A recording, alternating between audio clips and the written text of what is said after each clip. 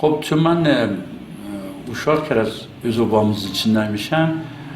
Benim için kadim tarihin hangi mesela Negardağıymış, bir sütunumuş, başgeraylıymış, بعد Mehmet Ali Hangasıymış, daha asanıklar içinde Keşkullah sanaymış, ya ritmler içinde ağdır milagin gelen o, kesmeler ağacıya mı, ya hayveli olur yar o.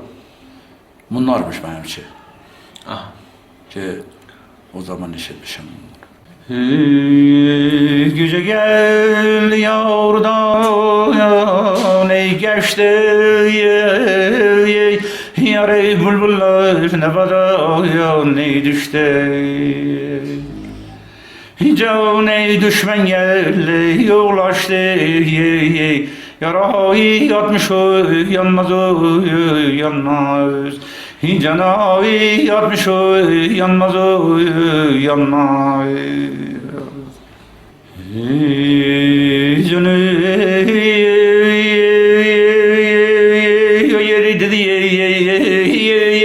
ağrey men bıraktım ey vay sizli men ey baktım.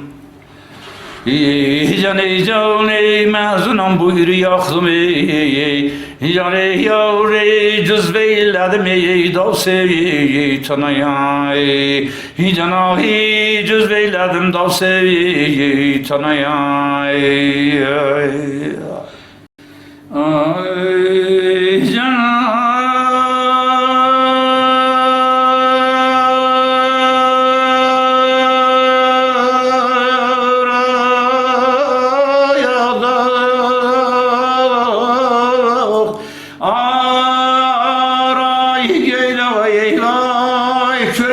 sarmış dağdağaya ay can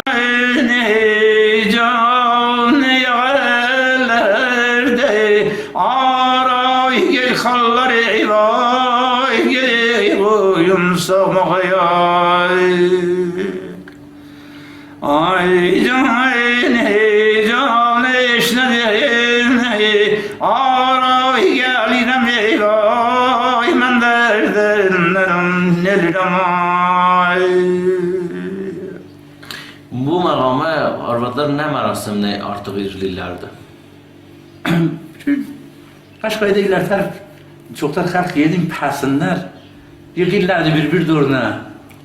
Bir ev içinde bir neyi çalan vardı, ya bir çalan gelirdi birden. Oturlardı, pasınlar sohbet tuturlar diyor, danışırlar diyor, değiller diyor. O ki irleyebildi, o ki neyi çalabilirdi, neyi çaylı. Ben onu bu merasimlerde değiller ve ekseren toylarda. Ekseren toylar içinde. Məxsusən moğu ki hale çalınırdı, hale deyirdi, birden girdin. Hatta o haleyin içinde birden girdin bir zeyfəl qoymuş kulağın dibine ve astanayı ile haleyin içinde deyir.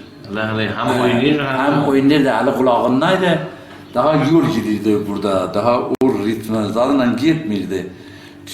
Ve şöyle dedim ya, onunla ki deyirdi, eğer çok bahoş adam olaydı, bakaydı bu haleçiler içine, o ki irleyendiğimizi birden gelin o kıçını yitirmiştir.